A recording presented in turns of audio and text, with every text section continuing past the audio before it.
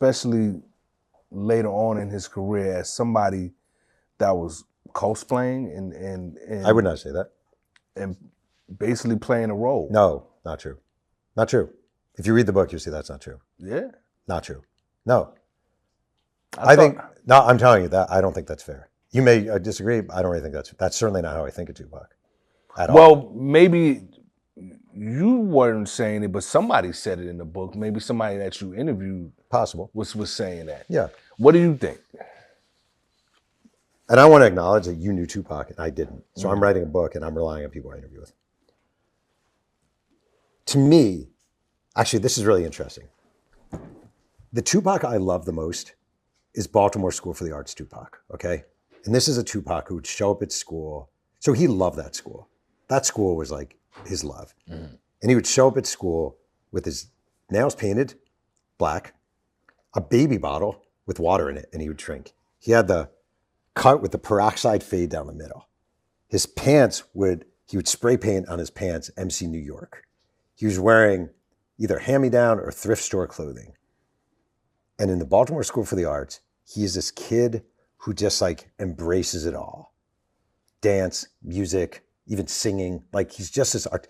And someone at that school described him, and I love this, as a kind of person who takes a ladybug off his finger and puts it on a leaf. That he was just a gentle soul, right? And I'll tell you this real quick. He had a girlfriend named Mary. Did I just bring up Mary? No, you didn't. Okay, I've done a movie. But we were going to get to Mary, but since you're going there, let's go there. He had a girlfriend. So he went to Dunbar freshman year, Baltimore School for the Arts sophomore, junior, TAM senior year, TAM in Marin City. His sophomore year, there's a ballet company. Baltimore School for the Arts, by the way, is the most awesome school. It's worth going to just to walk in. You walk into this school, right? It's in an old hotel in the middle of Baltimore, in downtown Baltimore. You walk in, you could hear a symphony, you could hear an acting monologue, you can hear opera. You just never know, but it's beautiful, right? It's all artistic. And there's a ballet troupe in the Baltimore School for the Arts. And they need an actor, one acting student, to perform with the ballet troupe, an actor. And they picked Tupac. And there's a ballet dancer named Mary Baldridge. And Mary Baldridge was different than all the other ballet students because she developed physically earlier than they did. So all these high school ballet girls are like giraffes. But everyone said Mary was like, all the boys had a crush on Mary. And they would go and they'd watch the ballet dancers and they'd just watch Mary because they'd all be in their leotards coming out of the thing. And Tupac loved Mary Baldridge. And Mary Baldridge was a white daughter of members of the Communist Party. And Tupac loved her. And they started dating. And everyone told me Mary wouldn't talk. You're not going to get married. There's no way you're going to get married. So I reached out, no. I reached out, no. And then I told her kind of some of the things I'd found, the Brenda story, that stuff. And she's like, you know what? It sounds like you're doing your homework. She lives in Nebraska. And she told me her mom recently had been cleaning out her room and she found 150 love letters in a folder that Tupac had written her that she had not seen. 150 love letters. I'm like, I will be in Nebraska tomorrow. This guy was prolific. And I flew, oh my God. Wait, I'm not kidding. I am not kidding. The letters. You see why he wrote so many songs. Wait, I swear to God, I'm reading these letters. I'm in the Center City, Nebraska. And you physically saw these letters? I had the letters in my hand. I had pictures of them all. I didn't run pictures of them all because I thought that violated something. But I ran passages from them, which Mary said was okay. I had the worst bagel I've ever had. We're both New Yorkers. I'm a Jewish New York, bagels. They microwave the bagel at this place in Nebraska. You ever have a microwave bagel? It's like, you might as well eat a sponge. And she's showing me these letters. And it's like, his nickname for her was Lumberjack. She didn't even know why, all these years later. And it would be like, dear Lumberjack, when I gaze into your eyes, I see the foreverness that defines, like it was beautiful. But the letters weren't just that. The letters were, dear Lumberjack, I hate my mom. I need to leave as soon as possible. Dear Lumberjack, I'm miserable. Dear Lumberjack, tomorrow I'm leaving home. I'm going to be homeless. Pray for me. Dear Lumberjack, I don't know what I'm going to do. She told me about him calling and him having to go real quick because there were gunshots in the back, And it was all these letters.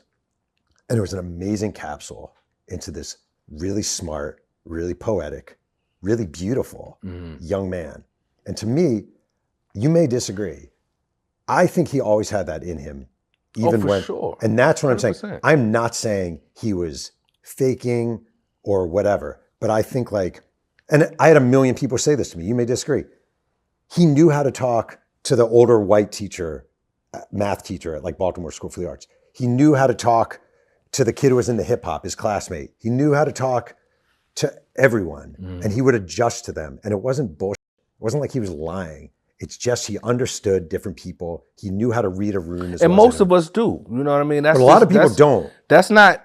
A lot of people. Some people don't. But the large majority, and this is a misconception, that most black men only are one way. You know what I mean? We're one dimensional. You know what I mean? Whatever that is. I do not feel that it's way. It's just one. Yeah. No, I understand. It's all good. Wait, I want to say one thing that I find interesting that I really learned from this. I'm not kidding. I think most people, certainly white people, would think, oh, Tupac, he's a rapper, right? He must have been listening to LL Cool J and Curtis Blow, which he was. His musical catalog at that age. His palette was incredible. You could go Barry Manilow all the way to LL Cool J, Bach, Beethoven, Barbra Streisand, the Indigo Girls, Hall & Oates, Donna Summer, Diana. I mean, and he lived with this guy. So basically, when they moved to Marin City, he doesn't live with Afeni for very long because he gets really hard into crack and he moves out. And he moves in with this guy, Demetrius Striplin, whose nickname was DJ Shabu. And he was a DJ out there. And DJ Shabu has all these records. And Tupac is like going through them and he's like, this and this and this and this. And I interviewed this guy. He just said, Tupac, he's never seen a guy with the musical depth and the breadth of knowledge about music across the spectrum that he had. I just think, and he loved that song. Like the Alan Hughes doc got into it. It's true. Vincent by Don McLean. True story. He loved Don't Give Up by Kate Bush and Peter Gabriel. He made I saw the playlist that he made for Mary the Girlfriend. And you would think, like, oh, it's probably some R&B. It's Stevie Wonder. It's so-and-so. It was Everything But the Girl. It was Kate Bush. It was Don McLean. It was like Hall & Oates. It was Randy Travis, a country singer. He just had this knowledge of music. And I think a lot of people assume hip hop artists, they just listen to hip hop. But the truth of the matter is the great hip hop artists, as you know, have a super wide breadth. That's what because I was how do gonna you say. sample music? Exactly. Right. That's what I was going to say. That it's a misconception that 100%. we're one dimensional. But I saw Dr. Dre say his psycho music was "Smells Like Teen Spirit" by Nirvana. It just makes sense, of course. Because music is music. If you love music and it's good, it doesn't matter who made it. I agree. You know what I mean? It's going to pull you in and you're going to love it. And Tupac definitely was a huge music lover. How do you, with the almost 700